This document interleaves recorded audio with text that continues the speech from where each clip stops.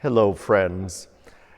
Last Sunday's gospel ended with John saying, "These things are written so that you might come to believe."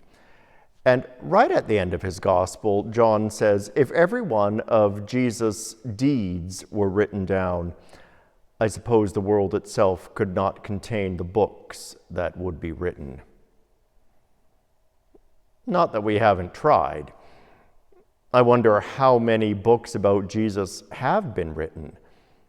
Hundreds of thousands, millions even? When I was in seminary, it felt like we had to read all of them. The reading lists were long, and trying to get through them was like trying to drink from a fire hydrant. A lot of folks have written a lot of words about the carpenter's son from Nazareth. And there's nothing wrong with that. So long as we remember that no words, no matter how polished or systematically rigorous, can ever be a substitute for an encounter with the Word made flesh. Writing about Jesus and telling folks about him is fine, necessary even. But at some point, it's like writing to friends about the person you love. You can describe them and all of their wonderful qualities, and probably do not a bad job of capturing them.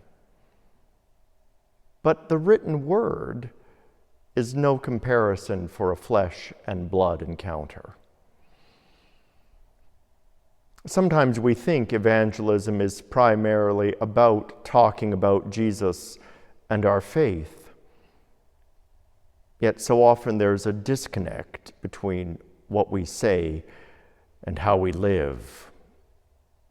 So often we don't practice what we preach. I was thinking about all of this last week as I watched coverage of Pope Francis's funeral. It's fascinating to contrast him with his predecessor.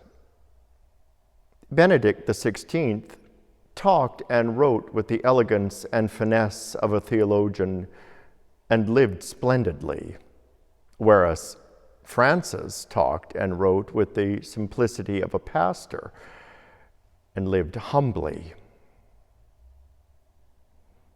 I dare say the way Francis lived was far more compelling than the way Benedict wrote.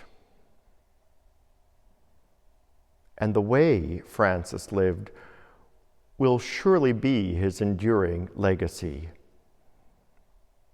And a reminder to you and to me and to the whole church that while talk is cheap, authentic living is priceless.